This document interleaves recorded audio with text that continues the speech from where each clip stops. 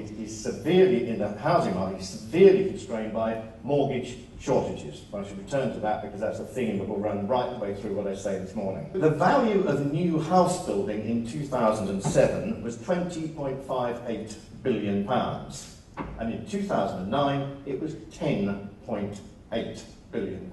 Again, computing with the approximate 50% figure that I've been quoting. The value of RMI on the same index, however, in 2007 was 16.93 billion, and in 2009, 16.4 billion, and that's a drop of only 3%.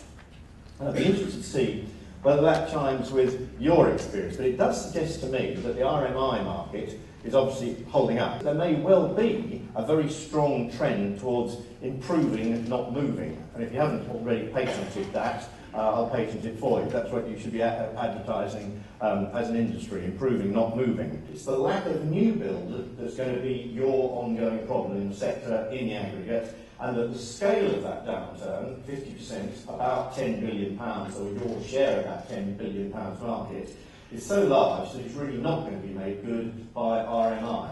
So it is the absence of that market that's your problem. So therefore, the question I'm going to try and answer, as I go through today, or try to get to at the end, is where are you going to get your share of that £10 billion missing market from, and when are you going to get it back?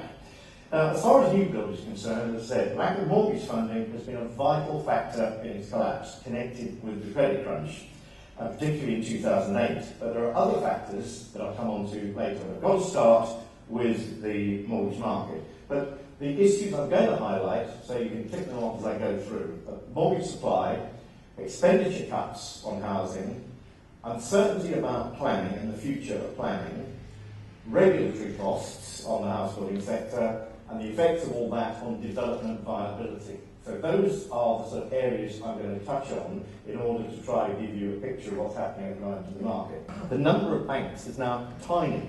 I'm told by the CML that there are just 3 banks now effectively lending, as opposed to 200 before the credit crunch and the collapse. And meanwhile, building societies, the nationwide part, can hardly lend at all. They're so beset with debt and regulations from the FSA requiring them to improve their balance sheets that they can barely lend at all. Many of them may well go broke when they're forced to repay the loans that they got, and they're not too big to be allowed to go broke, unlike the big banks. They'll either be forced to merge, or they will probably be let to go. So the building societies are busted flush as far as lending is concerned. In the previous 25 years, covering most of the period, frankly, that I was at the House Builders Federation, the debate raged between the CPRE and the increasingly important green groups, and the house building industry and planners on the other hand, about whether or not we did need more new homes. And during much of that time, the Conservatives, both in and out of office, tended to oppose new house building very, very strongly, or at least to duck the issue as to whether it was needed.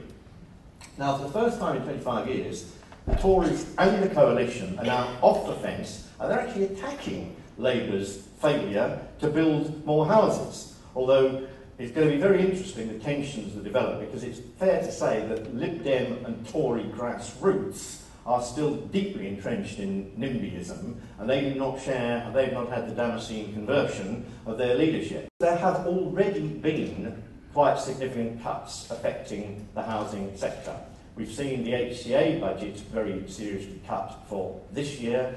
We're also bound to see cuts next year, and we're going to see major agents that have been keeping some of the major volume house builders afloat, like Humber Direct and Kickstart, disappear from the market over the next year and not be in the next spending round at all. So that will further depress house building over the next couple of years, and also could destabilise some of the major PLCs who've become, in my view, totally disproportionately dependent on public subsidy. So the terms of mortgage lending are both taking people out of the market, but also pushing down house prices. That's not going to change anytime soon, and it may well be that lower loan to value requiring 20% deposits and mortgage caps and so on will become permanent features of the market. And anybody here of my vintage who remembers what it was like trying to get a mortgage in the 60s and 70s before the great liberalisation, well, we're back to that. We'll be grovelling and crawling as building society managers or bank managers, just in the way we used to have to then, for very, very little money.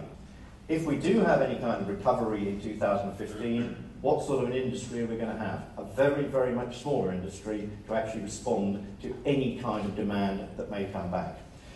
So that's my overview of what's happened and where we go. I don't know the answers to anything beyond about 2014 or 15. I just know the battles in that period over viability, regulation, planning, mortgages are going to be enormous. And if I can just try to answer the question I set on your behalf at the beginning, where and when am I going to get this £20 billion share of the market, or £10 billion share of the market back? I think, quite frankly, the answer is much nearer to 2015 than to 2011. So don't hold your breath, and it could even be the other side of 2015. If you have been listening, thank you.